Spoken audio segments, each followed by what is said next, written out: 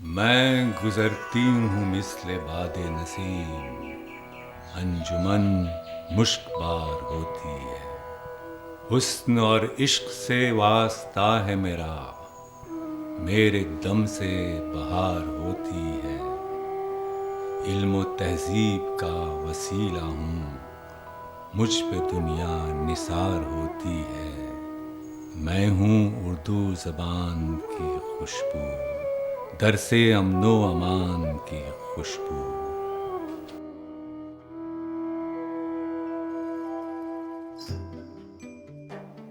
محترم ناظرین، آداب و تسلیم، السلام علیکم ورحمۃ اللہ وبرکاتہ۔ خوشبو اردو پروگرام میں ایک بار پھر ہم آپ کا دل کی اتھاہ گہرائیوں سے خیر مقدم کرتے ہیں۔ ناظرین، الحمدللہ ایک بار پھر خوشبو اردو میں آج ہم اردو ادب کے اس روشن چراغ سے گفتگو کرنے جا رہے ہیں جنہوں نے ماریشس کی ادبی فضا کو فکر و تخلیق کی خوشبو سے معطر کیا۔ ایک ایسے دانشور، ایک ایسے افسانہ نگار، ڈرامہ نگار، ناول نگار، محقق، تنقید نگار، الغرض ایک ایسے ادیب جن کے قلم میں اپنی زمین کی خوشبو بھی ہے اور عالم ادب کی وسعت بھی۔ ہر دل عزیز، قابل صدر احترام جناب عنایت حسین ایدن صاحب میری مراد ہے۔ جناب ایدن صاحب، خوشبو اردو پروگرام میں آپ کا خیر مقدم ہے۔ بہت بہت شکریہ آپ کا آنے کے لیے۔ اور ناظرین، ہم آپ کو بتا دیں کہ آج خاص طور پر جناب ایدن کی ایک بالکل نئی کتاب جو منظر عام پر بلکہ آ رہی ہے، وہ کتاب، اس کتاب کے بارے میں ہم ذکر کریں گے، اور اس کا عنوان ہے فور علی گڑھ پوئٹس ہو ٹولڈ می، یعنی کہ علی گڑھ یونیورسٹی کے وہ چار شعراء جن سے ایدن صاحب نے تعلیم حاصل کی ہے۔ مگر اس گفتگو کے آغاز سے پہلے، شروع کرنے سے پہلے میں چاہوں گا ناظرین، یہ مختصر کلپ ہم آپ کو پیش کر رہے ہیں جس میں عنایت حسین ایدن صاحب کی حالات زندگی، ان کی کاوشیں، اور خاص طور پر وہ تمام کتابیں جو ایدن صاحب نے تصنیف کی ہے، پیش خدمت ہے ایک جھلک اس کلپ میں، اس کے بعد ہم فوراً ملتے ہیں۔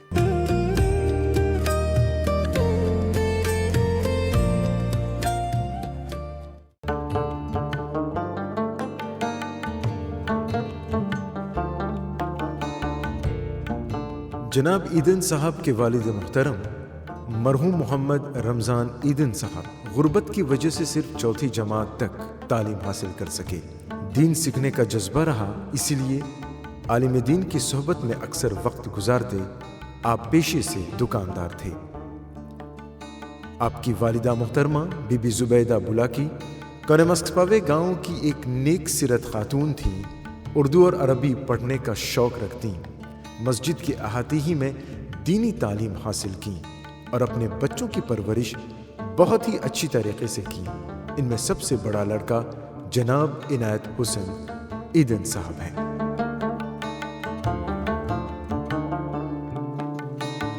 استاد محترم جناب ایدن صاحب کی پیدائش 20 نومبر 1943 کو تھیولے گاؤں ماریشس میں ہوئی۔ کافی مشکلات کا سامنا کر کے ابتدائی اور ثانوی تعلیم ماریشس میں ہی مکمل کیے۔ اس کے بعد پلنڈے پپائی کے ایک اسکول میں ریاضی یعنی میتھمیٹکس اور انگریزی پڑھانے کا موقع ملا، مگر رجحان اردو زبان کی طرف تھا اور یہ ان کے لیے ایک جنون ثابت ہوا۔ 1965 میں اردو میں اعلیٰ تعلیم کے لیے علی گڑھ مسلم یونیورسٹی پہنچتے ہیں اور یہاں ایک نئے باب کا آغاز ہوتا ہے۔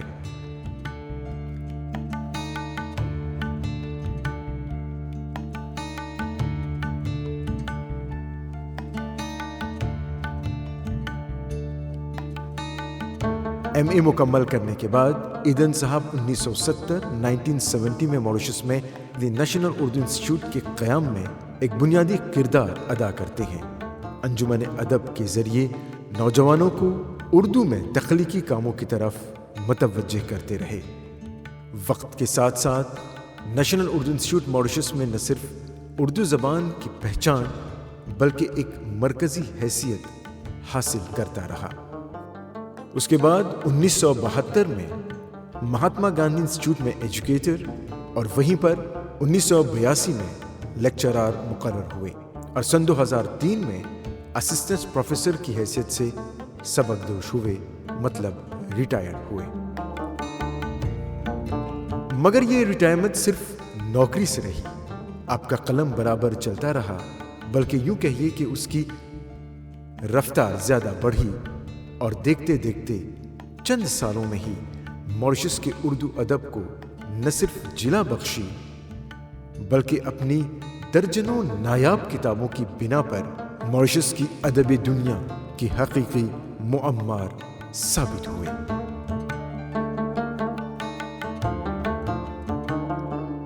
یوں تو ناظرین، ایدھن صاحب نے کئی مقالے اور مضامین تصنیف کیے، یہاں پر سال در سال ان کی کتابوں کا ذکر کیا جا رہا ہے۔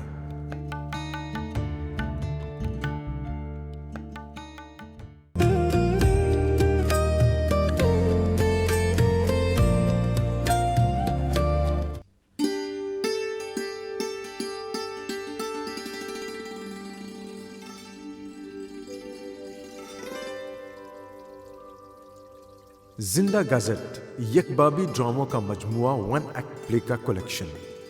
آزادی کے بعد ministry of youth and sports کے ماتحت جب ماریشس میں نیشنل اردو انسٹیٹیوٹ کی کوششوں سے اردو ڈرامہ فیسٹیول کا آغاز ہوتا ہے تو ون ایکٹ پلے کی کمی تھی۔ اسی مقصد سے یک بابی ڈراموں کا مجموعہ زندہ گازٹ منظر عام پر آیا۔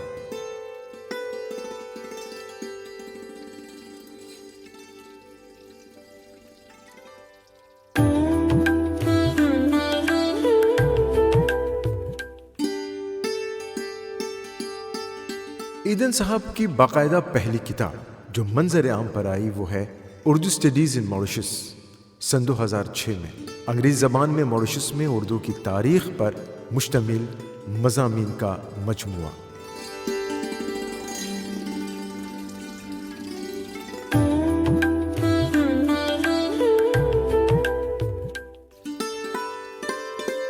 اس کے بعد اردو ادب کے مایہ ناز شاعر میر تقی میر کی 10 منتخب غزلوں کا انگریزی زبان میں ترجمہ، an introduction to Mir Taqi Mir, 2008 میں کتابی صورت میں پیش کی گئی۔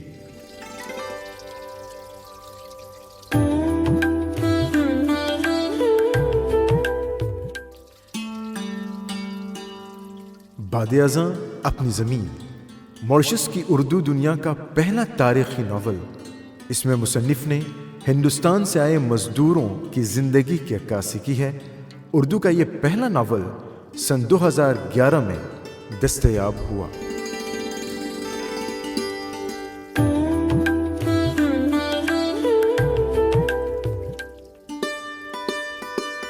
چھوٹا بنگلہ نہیں بلکہ ایک مقامی فضا کے رنگوں، کیفیتوں اور آہنگ سے تشکیل پانے والی اردو زبان میں مختصر افسانوں کا ایک خوبصورت مجموعہ۔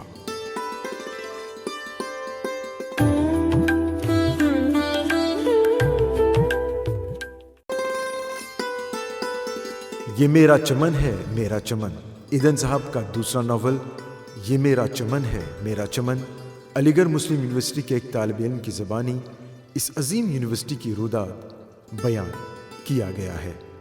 یہ ناول 2014 میں دستیاب ہوا۔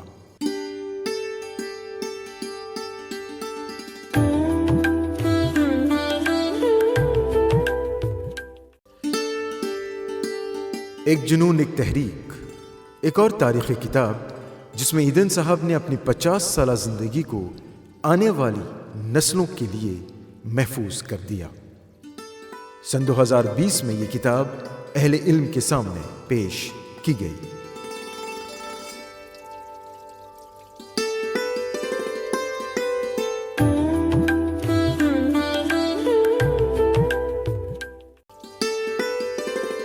محمد رمضان ایدھن، مصنف نے اپنے والد محترم مرحوم محمد رمضان ایدھن کو سن 2022 میں اس کتاب کے ذریعے خراج عقیدت پیش کیے۔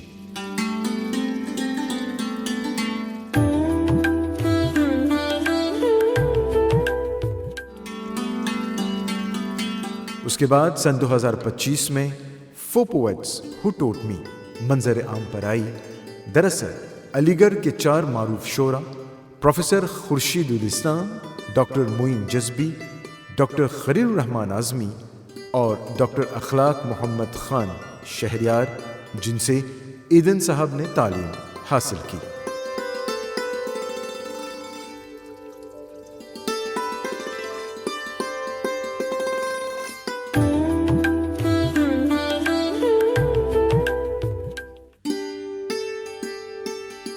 مائلین اور مانویل پاتری ناول اپنی زمین کی انگریزی اور فرانسیسی زبان میں بہت ہی عمدہ ترجمہ۔ مائلین 2019 اور مانویل پاتری 2025 میں شائع ہوئی۔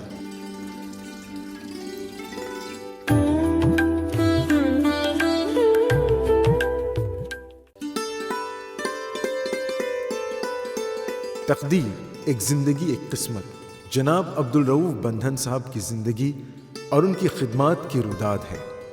یہ کتاب انگریزی میں لکھی گئی تھی۔ مختصر ترمیم کے ساتھ جناب ایدن اور ان کی اہلیہ ریحانہ ایدن نے اس کا ترجمہ اردو میں کیا۔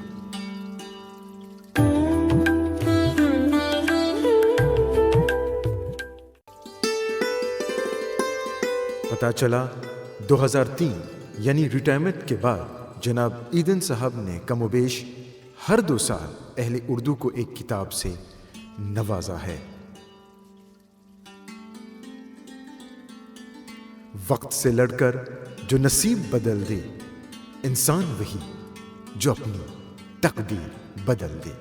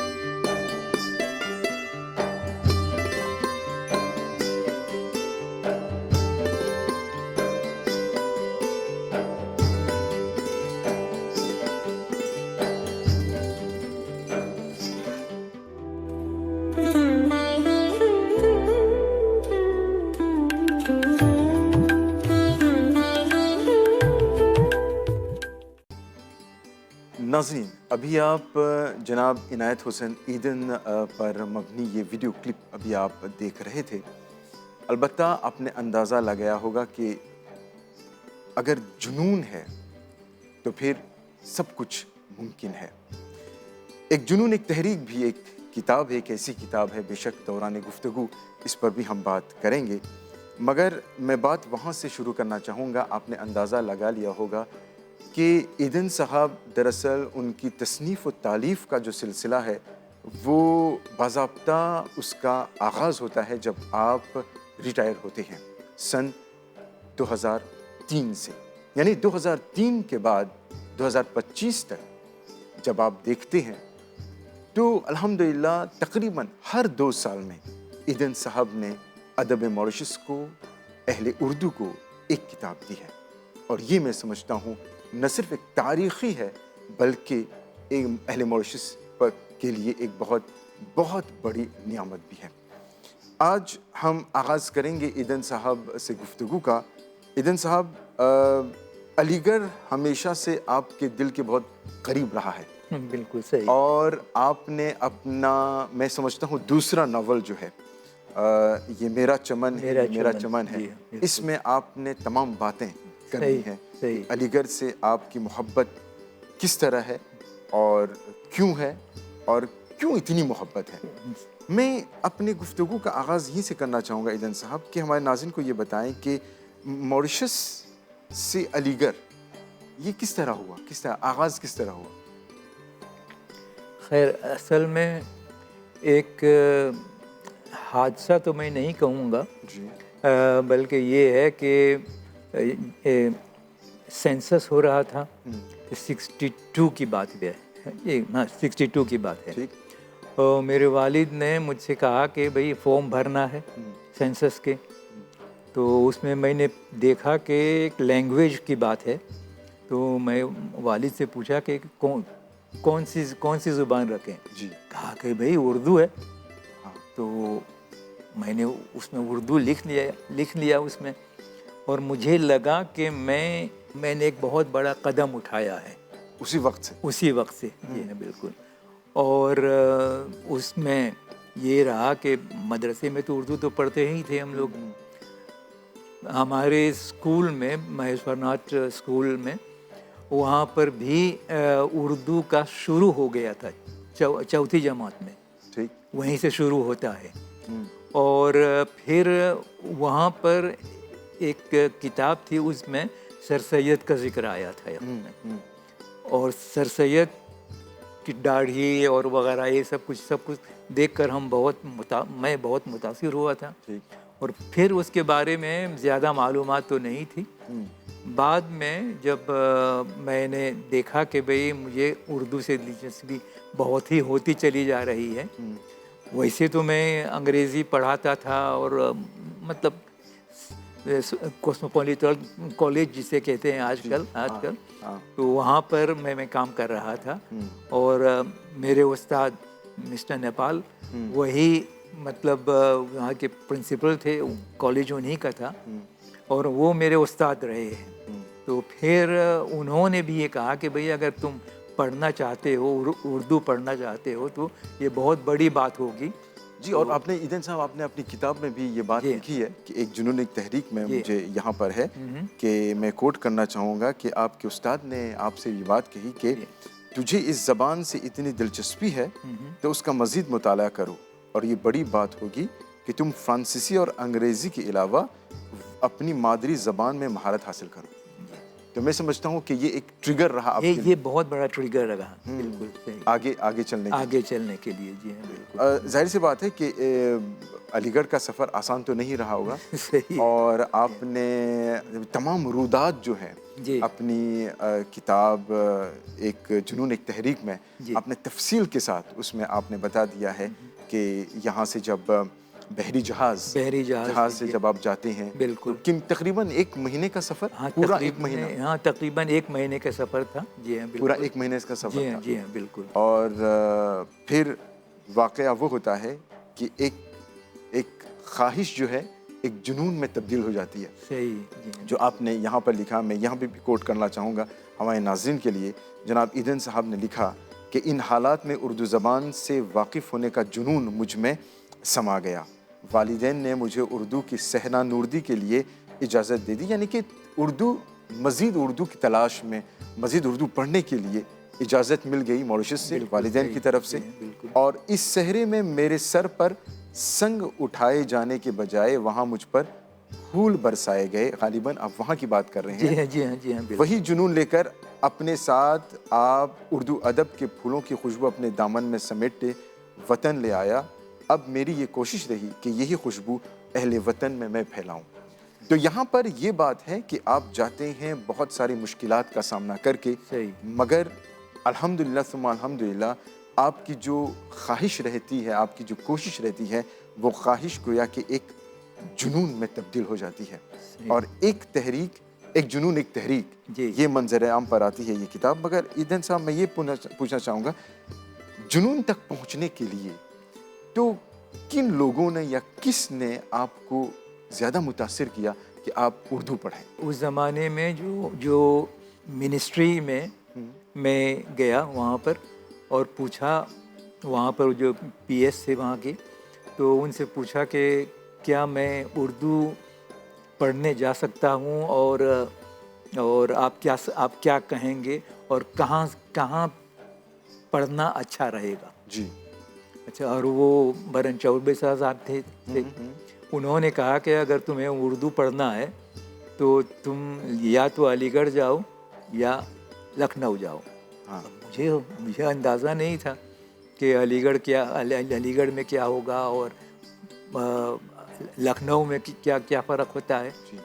تو پھر اس کے بعد مجھے میرے والد کے ایک دوست تھے، ان کے لڑکا علی گڑھ میں پڑھتے تھے، تو ان کے ذریعے سے مطلب علی گڑھ پہنچ گئے وہاں پہ. جی. اچھا، ہم زیادہ تفصیل میں نہیں جا سکتے ہیں جی کیونکہ پروگرام کا ایک مقرر وقت بالکل ہوتا ہے، صحیح اور ہے. آج ہمارا موضوع خاص توجہ جو ہے جی. آپ کی بالکل نئی کتاب پہ ہوگی. جی. مگر اس سے پہلے میں یہ اپنے ناظرین کو بتانا چاہوں گا کہ بات ہو رہی تھی جناب ایدن صاحب کی ریٹائرمنٹ کی. جی. جب آپ ریٹائر ہوتے ہیں عموماً نومبر 2003 میں جی. ایم جی آئی سے سبکدوش ہو کر یہ طے کیا کہ اب وقت آ گیا ہے کہ لکھنے پڑھنے میں لگ جاؤں. یعنی ایدن صاحب اپنی کتاب میں لکھتے ہیں، اور وہ یہ بھی لکھتے ہیں جو بہت ہی معنی خیز ہے. ناظرین، ایدن صاحب لکھ رہے ہیں کہ اپنے جنون میں اپنا ہی گریبان بھول گیا تھا، اب اسے لکھنے اور پڑھنے سے ہی سی ڈالوں. اسی طرح جنون بھی قائم رہے گا اور اپنا گریبان بھی سیدھا رہوں گا.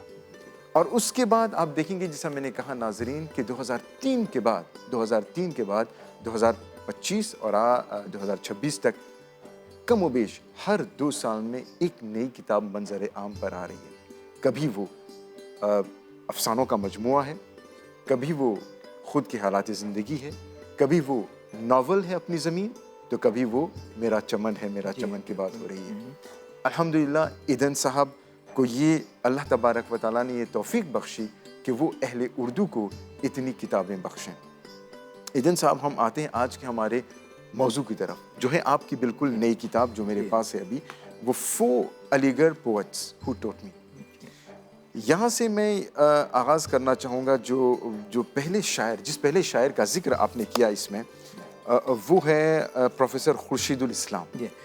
اس سے پہلے میں یہ مطلب کہنا چاہوں گا جی کہ یہ کتاب میں نے انگریزی میں کیوں لکھی. ہاں، بلکہ میں آپ سے پوچھتا، مگر ٹھیک ہے آپ بتا دیجیے. ٹھیک ہے. چونکہ آپ اہل اردو ہیں، جی. جیسے کہتے ہیں اردو کے آدمی ہیں ایک طرح سے، جی. تو انگریزی میں کیوں؟ جی.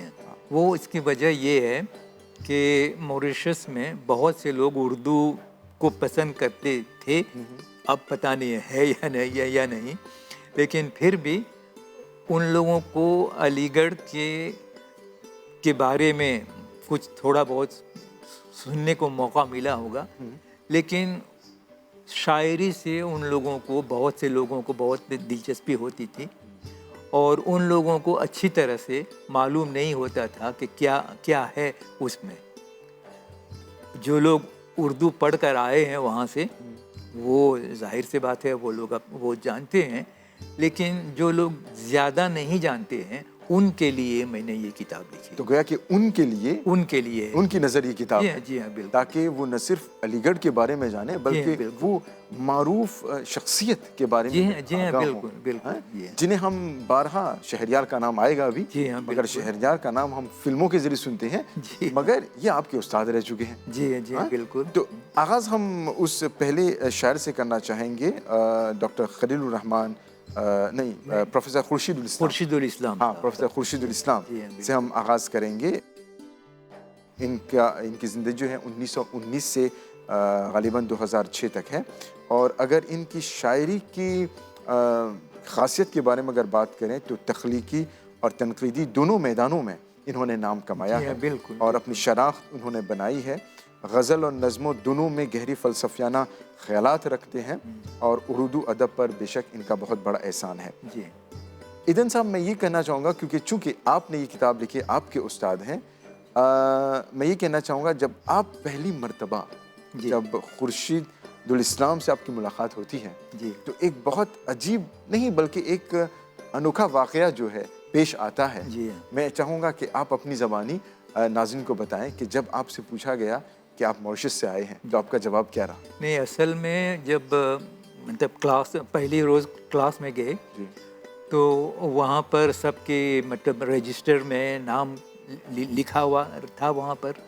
تو جب میرا نام پوچھا گیا، خورشید صاحب نے پوچھا کہ آپ کا نام کیا ہے، تو میں نے بتایا کہ میرا نام یہ ہے.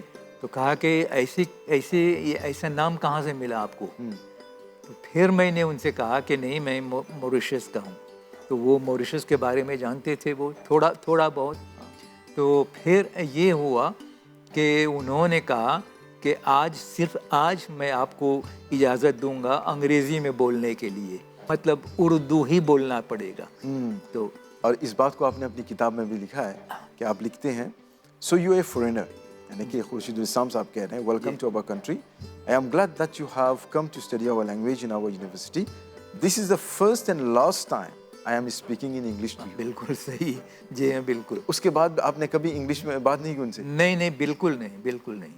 ہاں, دیکھیے نا, وہ ایک اتنے بڑے اچھے استاد تھے, جی, وہ جان گئے کہ یہ سیکھنے کے لیے آیا ہے, تو اسی لیے سب سے پہلے بولنا ضروری ہے. تو یہ ان کی خاصیت رہی. اچھا ایدھن صاحب, علی گڑھ ظاہر سی بات ہے ایک بہت ہی معروف یونیورسٹی ہے جہاں پر کئی سینکڑوں ہزاروں کی تعداد میں, ہزاروں کی تعداد میں ہر سال بچے تعلیم حاصل کرتے ہیں. اتنے اعلیٰ یونیورسٹی میں اردو میگزین, میں سمجھتا ہوں آج تک وہ نکلتا ہے, وہ میگزین آج تک وہ جاری و ساری ہے. تو آپ کو اس میگزین کا ایڈیٹر بھی بننے کا موقع ملا؟ جی ہاں بالکل. یہ میرے لیے یہ نہیں کہہ سکتا ہوں فخر کی بات ہے, بلکہ میں یہ سمجھتا ہوں کہ بھئی علی گڑھ نے مجھے یہ بڑا مطلب بہت بڑی عزت دی. اور کیونکہ آپ نے اپنی کتاب میں لکھا ہے کہ I was appointed editor of the علی گڑھ magazine Urdu in 1970. Dr. Khurshid Islam became supervisor of the magazine. As such, I got the opportunity to meet him regularly. تو گویا کہ اس میگزین کے ذریعے آپ کی ملاقات زیادہ ہو گئی. جی ہاں بالکل. اور خورشید الاسلام کے بارے میں آپ کیا کہنا چاہیں گے؟ بھائی وہ ایسے ایک شخص تھے کہ جو بھی ان سے ملتے تھے وہ خوش ہو کر نکلتے ہیں وہاں سے. پہلی بات تو یہ ہے. اور پھر جب انہوں نے مطلب ایک بار مجھ سے پوچھا کہ بھئی تم کیا پڑھ رہے ہو آج کل. بات یہ ہوئی کہ میں مطلب دلی سے آ رہا تھا, تو پھر میں بھی تو اسی میں تھا, اور وہ ان کو میں نے دیکھا کہ وہ مطلب اسی ٹرین میں بیٹھ رہے ہیں.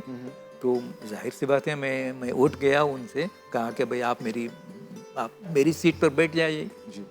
تو پھر انہوں نے کہا کہ نہیں, میں کھڑا رہوں گا. میں کہا کہ نہیں, ہو نہیں سکتا ہے. ایک بزرگ تھے وہاں پر, وہ ان کو وہ جگہ دے دی. تو یہ بڑی بات ہے. اچھا, پھر دوسری بات یہ آئی کہ میں مطلب ایک شمع پڑھ رہا تھا, وہ رسالہ ہے, ایک رسالہ ہے, اور اس میں فلم وغیرہ یہ سب کچھ کا ہے. اور میں اس خورشید صاحب کو دیکھ کر چھپا لیا اسے. تو کہا کہ بھئی تم نے کیوں چھپا رہے ہو؟ تو میں نے کہا کہ نہیں, مطلب اچھا نہیں لگتا ہے کہ میں آپ کے سامنے یہ پڑھوں. تو کہا کہ نہیں, تم بیٹھ کے پڑھو آج ابھی میرے سامنے, اور میں اپنا اخبار پڑھوں گا. اچھا. تو پھر انہوں نے یہ کہا کہ ایسے میگزین جو ہے اردو کو فروغ دینے میں بہت کام آتا ہے. جی ہاں بالکل. تو میں نے اس کے بارے میں سوچا بھی نہیں تھا, لیکن عزت کی وجہ سے میں نے اپنا وہ ان کے سامنے نہیں پڑھا. جی ہاں بالکل. ناظرین, چونکہ خورشید الاسلام بہت بڑے شاعر رہ چکے ہیں اور ان کا ذکر ہو رہا ہے, ایدھن صاحب نے اپنی نئی کتاب فور پوئٹس ہو ٹوٹ می میں ان کا ذکر کیا ہے, اور آپ نے چند اشعار بھی ان کے کوٹ کیے ہیں. تو آئیے ناظرین انہی اشعار کو سماعت کرتے ہیں زبانی جناب نثار ناہید اختر صاحب, اور اس کے بعد ہم اپنا پروگرام جاری رکھتے ہیں.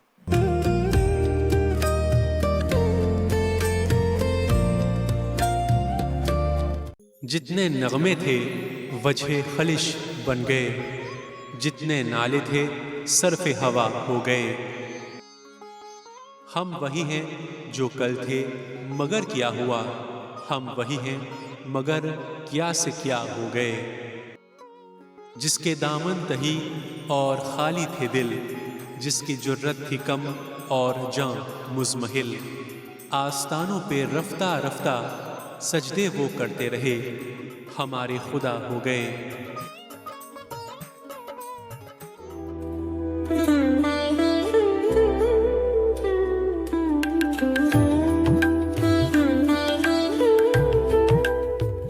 बहुत अच्छी तरीके से, बहुत अच्छे अंदाज में निसार अख्तर नारुद ने खुर्शीदुल इस्लाम के वो चंद अशार पढ़े हैं जो ईदन साहब की नई किताब में लिखी गई है। अब बढ़ते हैं, मैंने कहा कि 4 शोरा हैं, बढ़ती हैं दूसरे शायर की तरफ, और दूसरे शायर जिनका जिक्र ईदन साहब ने अपनी किताब में की है, जो उनके उस्ताद हैं, बल्कि उस्ताद रह चुके हैं, वो हैं डॉक्टर मुइन हसन जज़्बी साहब। ग़ालिबन 1912 से 2005 तक ये इनकी हयात रही, और अगर उनके मिजाज के बारे में कहें तो खामोशी मिजाज के मालिक रहे वो, और हमेशा गोशा नशीं, बहुत गोशा नशीं शख्सियत थे। जब मुझे याद है कि मुझे नहीं बल्कि जब मैंने पढ़ा ये आपकी जो किताब मैंने पढ़ी, तो एक सवाल मेरे ख़्याल से आपने उनसे किया था कि जज़्बी साहब से कि उनकी नज़र में, उनके मुताबिक अच्छी शायरी कौन सी है, क्या है? तो मेरे ख़्याल से उन्होंने कुछ इस तरह जवाब दिया कि अच्छी शायरी वो है जो हमेशा आपको हॉन्ट करती है। हाँ, आपने यही लिखा है कि I remember once he said that a good poem is one which haunts the reader. In other words, he meant that if a poem or a couplet comes to your mind every now and then, or when you want to read it again and again, it means that you have read is a good poetry. वो haunting का element जो है जज़्बी के मुताबिक, जज़्बी साहब के मुताबिक वो होनी चाहिए। वो असल में क्लास में जब हम दाखिल हुए थे, तो बात में कहा कि भाई आप लोगों में से कौन है जो कि शायर है, तो जाहिर सी बात है वो उनके सामने कौन कह सकता है कि मैं हूँ। हाँ, तो वो सब लोग चुपचाप रहे। हाँ, लेकिन फिर उन्होंने कहा कि नहीं, आप लोगों को अगर शौक़ है तो मैं आप लोगों को, मतलब मैं नहीं बल्कि आप लोग अच्छे शायरी पढ़ें और उसके बाद आप शायर बन जाएंगे। जज़्बी साहब का मिजाज कैसा था? जैसे कि मैंने कहा वो बहुत ही कम बोलते थे, वो क्या है? कम बोलते थे लेकिन बहुत ही मोहब्बत करने वाले थे। जी हाँ, वो अपने तालिब इल्मों के लिए जान देने को तैयार हो जाते थे वो। जी हाँ बिल्कुल। और जी हाँ बिल्कुल। और मिसाल के तौर पर आगे चलकर आप देखेंगे कि खलीलुर रहमान आज़मी साहब को कैद कर दिया गया है। हाँ, वो जो फसाद होते हैं वो 1947 में। हाँ, जी हाँ बिल्कुल। अच्छा, उस पे हम आएंगे ईदन साहब, बाद में हाँ उस पे आएंगे ईदन साहब। अच्छा, जज़्बी साहब बिल्कुल, जब उनकी शायरी का जब हम जो दौर था उनकी शायरी का जब मुताला करते तो पता चलता है कि गज़ल जज़्बी साहब तक पहुँचने से पहले हाली, इक़बाल या फिर फैज़, फ़िराक़ तक अपना सफ़र तय कर चुकी थी, मगर कदीम और जदीद का एक इश्तिराक इनके यहाँ मिलता है। तो मैं चाहूँगा नाज़रीन इस दूसरे शायर के बारे में जो जज़्बी साहब हैं, इस दूसरे शायर के बारे में भी चंद अशार हम आपको पेश करना चाहेंगे, और ये वही अशार हैं जो ईदन साहब ने अपनी किताब में कोट किए हैं। समाअत कीजिए।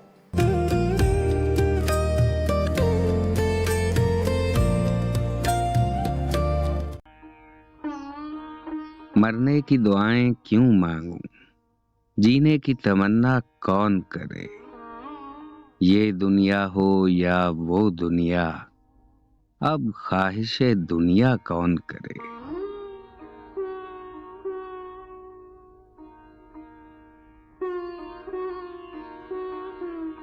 जब कश्ती साबित व सालिम थी, साहिल की तमन्ना किसको थी, अब ऐसी शिकस्ता कश्ती पर साहिल की तमन्ना कौन करे।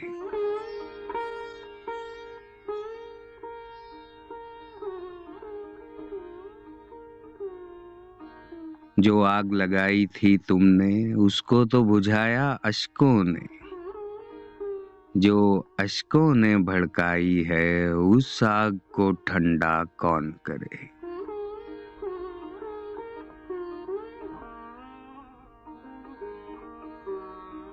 दुनिया ने हमें छोड़ा जज्बी, हम छोड़ ना दें क्यों दुनिया को। दुनिया को समझ कर बैठे हैं, अब दुनिया दुनिया कौन करे।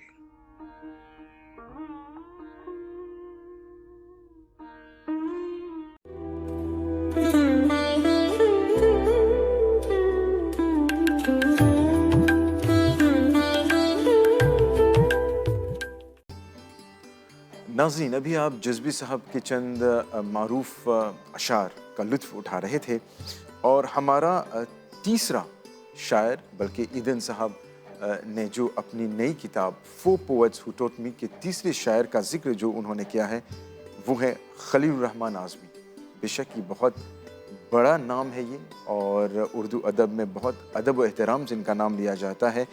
ग़ालिबन इनका दौर 1927 से 1978 तक रहा और जदीद दौर के जिन उर्दू शोरा ने गज़ल की आबियारी और वुसअतें बख्शी, इनमें खलील रहमान आज़मी का नाम ज़रूर आता है। और इसके अलावा हम देखते हैं जब उनकी ज़िंदगी, हालत ज़िंदगी का ज़िक्र करते हैं, जब देखते हैं, और ईदन साहब आपने ख़ुद कहा कि एक मरतबा जब फसाद होता है तो खलील रहमान आज़मी को तकरीबन पूरे 3 महीने उनको रिलीफ कैंप में रखा जाता है। तो ये वाक़या ज़रा हमारे नाज़रीन को बताएंगे।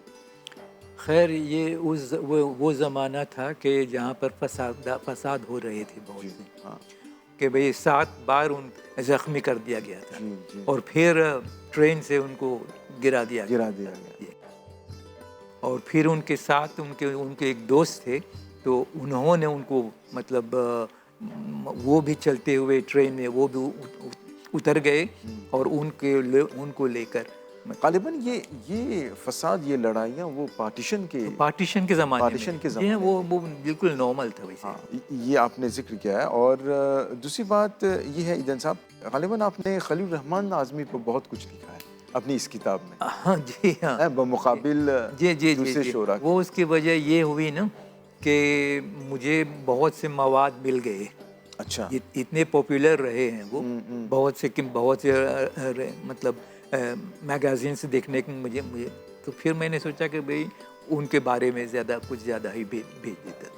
और बात वही आ जाती है जब आप अलीगढ़ में उर्दू मैगज़ीन के जब एडिटर होते हैं, तो मैं समझता हूँ कि खलील रहमान आज़मी ने भी आपको बहुत ही मदद की उन्होंने। बिल्कुल। और यहाँ तक आपने खुद लिखा है कि मैं कोट करना चाहूँगा कि when the magazine was ready I showed him a copy, he was very happy, वो बहुत खुश थे और उन्होंने कहा कि take this magazine as a present from us to your parents, your name is now immortalized in the university।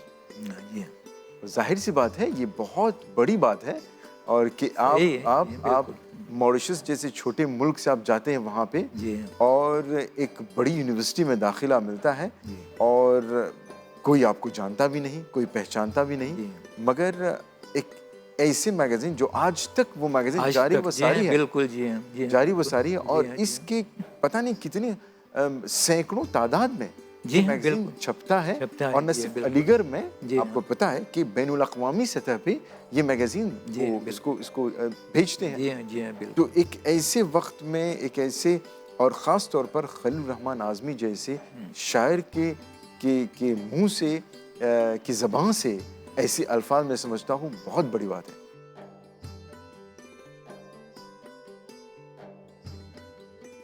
बस ये अल्लाह की तरफ से एक देन रहा मेरे लिए, क्योंकि आज तक भी मॉरिशस में या दूसरे मुल्क में ऐसा मैगज़ीन नहीं आया है। और इसलिए मैं नहीं कह रहा हूँ कि भाई क्योंकि मैं एडिटर था, लेकिन ये बहुत बड़ी बात है मॉरिशस के लिए भी और हम उर्दू वालों के लिए भी। तो इधर से जब आप एडिटर होते हैं, जाहिर सी बात है कि आप एडिटर का मतलब ये होता है एक तरह से आप भी उस पूरे मैगज़ीन की देखरेख कर रहे होते हैं। हाँ जी, हाँ बिल्कुल, शुरू से आखिर तक। हाँ जी, तो जाहिर सी बात है आपकी मुलाकात होनी चाहिए ہر جی ہاں، طبقے کے لوگوں سے ایک طرح سے، صحیح، اور بڑے بڑے پروفیسر، بڑے بڑے ڈاکٹر جیسے کہ، جی۔ تو کیسے کرتے تھے آپ؟ تو میں نے ان لوگوں سے یہ کہا کہ میں ایک رسالہ نکالنا چاہتا ہوں. تو خورشید صاحب نے کہا کہ کیا کرنا چاہتے ہو؟ میں نے کہا کہ دیکھیے یہ ہمارے جتنے اساتذہ ہیں جو شاعری کر رہے ہیں ان سے ان کے کلام لیے جائیں، اور ان میں طالب علم بھی ہو سکتے ہیں اور اچھے شاعر بھی، اور ضرورت نہیں ہے کہ وہ لوگ اردو ڈپارٹمنٹ کے ہیں. جو بھی بڑے بڑے شاعر ہیں علی گڑھ میں ان کے لیے یہ تھا. اور اس میں بہت ہی لوگ شامل نہیں ہوئے کیونکہ جو علی گڑھ میں اس زمانے میں نہیں تھے. اس کے لیے مجھے کچھ بھگتنا پڑا. ایک صاحب ملے، کہا کہ بھئی تم نے بڑی بڑی بے انصافی کی. تو ایک بڑے پروفیسر تھے وہ دلی میں. تو انہوں نے کہا کہ بھئی تم نے بڑی مطلب ٹھیک نہیں کیا، ہم بھی تو علی گڑھ کے ہیں. تو میں نے کہا کہ دیکھیے میں نے جو لوگ اس زمانے میں علی گڑھ میں تھے ان لوگوں کے لیے، ان لوگوں کو لیا. جی ہاں. تو وہ کہا بھائی بہت خوش ہے، وہ خوش ہوئے. اچھا، آپ شاعری کی بات کر رہے ہیں جی تو میں چاہوں گا کہ ہمارے ناظرین کو چند اشعار ہم پیش کریں خلیل الرحمن اعظمی کی، جی جی جو آپ کی کتاب میں ہے، اور اس کے بعد ناظرین ہم اس نئی کتاب کے آخری شاعر جو بہت ہی معروف ہیں شہریار صاحب کے بارے میں ہم ذکر کریں گے.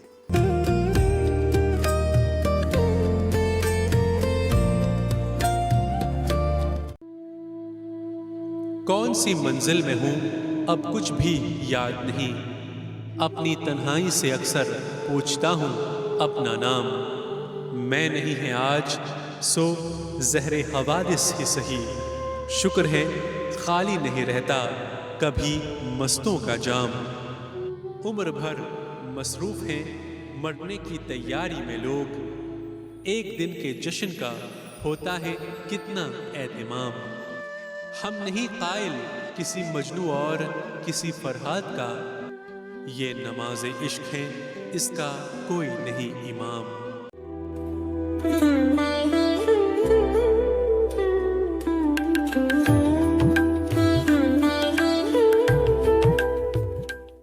ناظرین، خوشبو اردو پروگرام میں ایک بار پھر آپ کا خیر مقدم ہے، اور آج ہم ایدھن صاحب کی بالکل نئی کتاب 4 Poets Who Taught Me، وہ 4 شعراء جن سے میں نے تعلیم حاصل کی، اس کے بارے میں ہم ذکر کر رہے ہیں.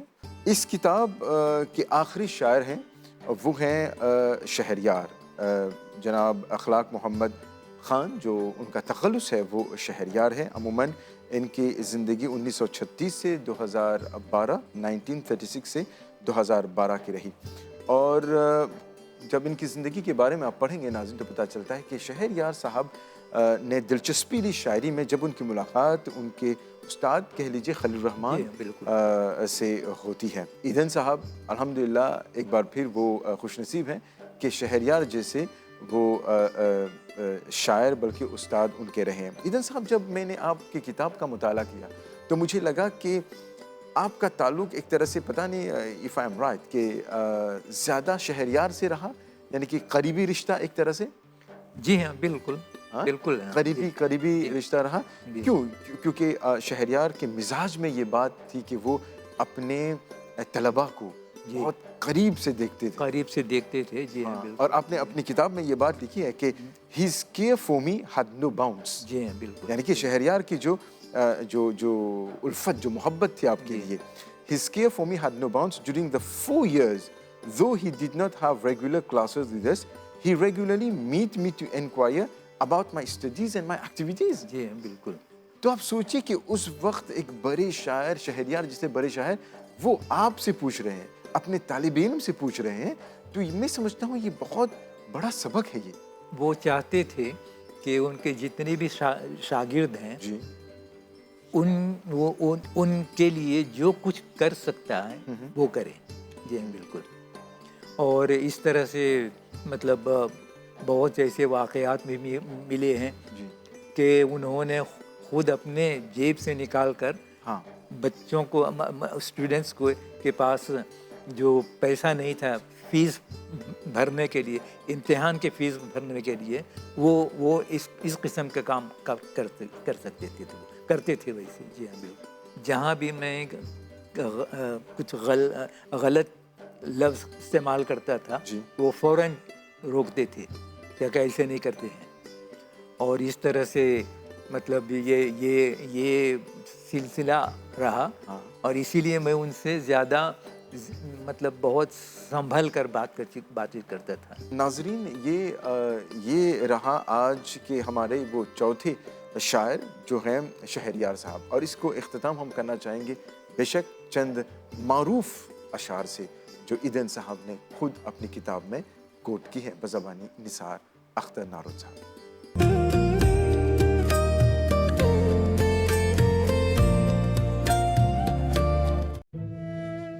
यही है वक्त कि ख्वाबों के बादबां खोलो, कहीं ना फिर से नदी आंसुओं की घट जाए। सूरज का सफ़र ख़त्म हुआ, रात न आई, हिस्से में मेरे ख्वाबों की सौगात न आई। ज़ख्मों को रफू कर लें, दिल शाद करें फिर से, ख्वाबों की कोई दुनिया आबाद करें फिर से। कौन सा कहर ये आँखों पे हुआ है नाज़िल, एक मुद्दत से कोई ख्वाब न देखा हमने।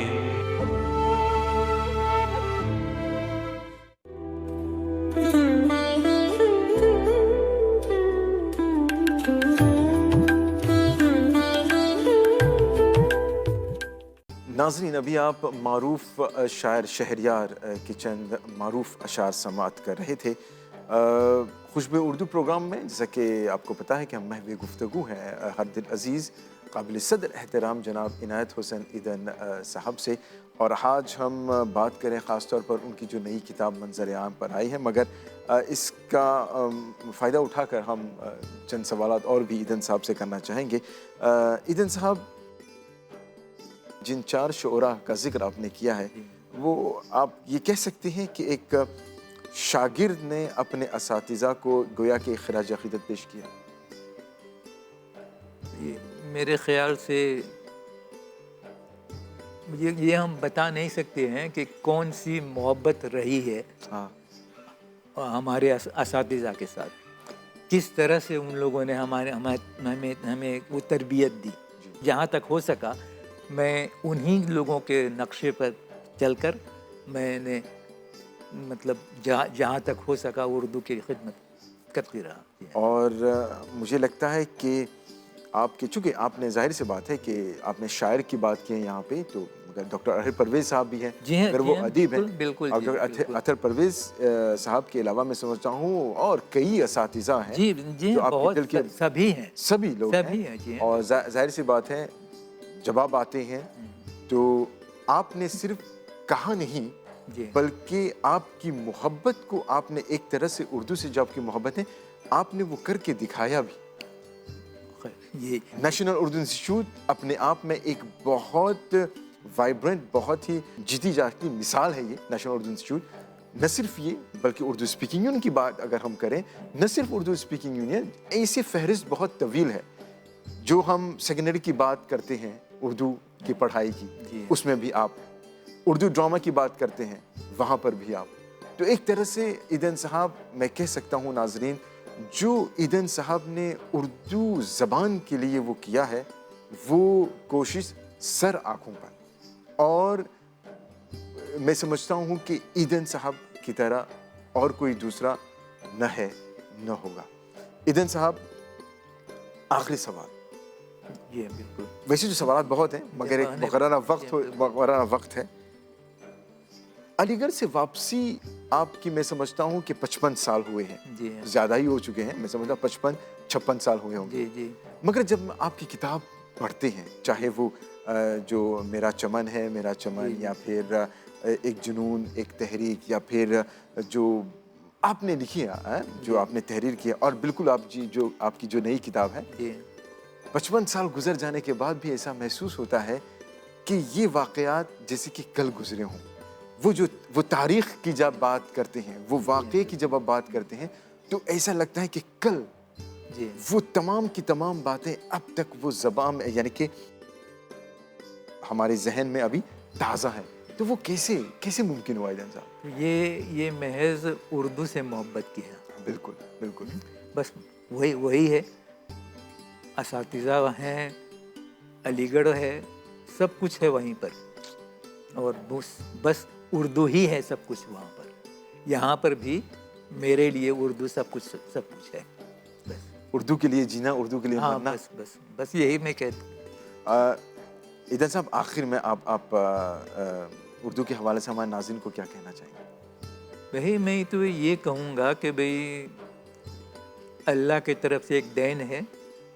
یہ زبان جو ہے اس میں اتنی ساری چیزیں ہیں، دینیات سے لے کر آپ مطلب فلسفے کے بات اور جو بھی ہو. جی جی بالکل. اور یہ نہیں سوچنا چاہیے کہ یہ زبان ختم ہو جائے گی. نہیں، میرے خیال سے نہیں.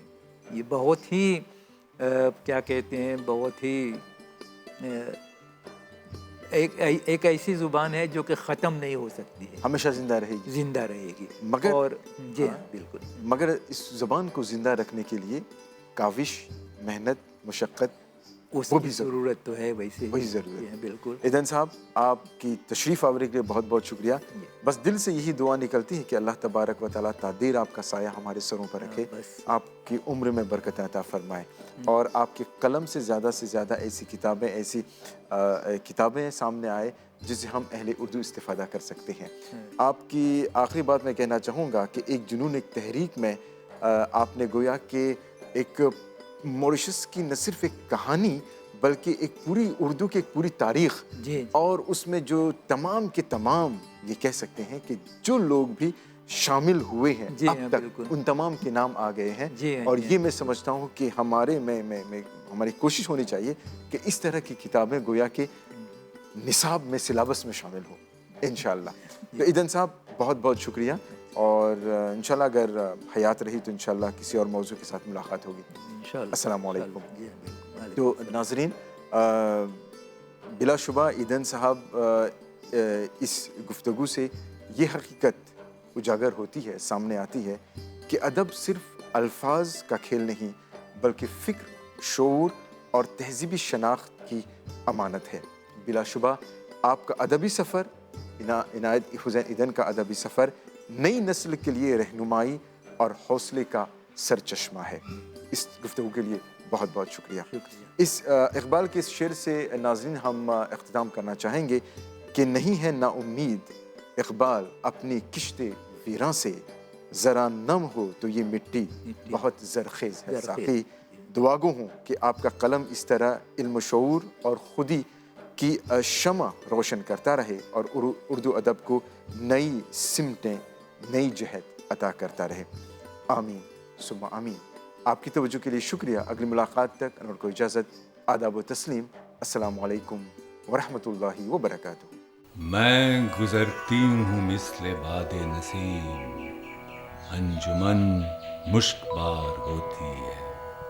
حسن اور عشق سے واسطہ ہے میرا، میرے دم سے بہار ہوتی ہے. علم و تہذیب کا وسیلہ ہوں، مجھ پہ دنیا نثار ہوتی ہے. میں ہوں اردو زبان کی خوشبو، در سے امن و امان کی خوشبو.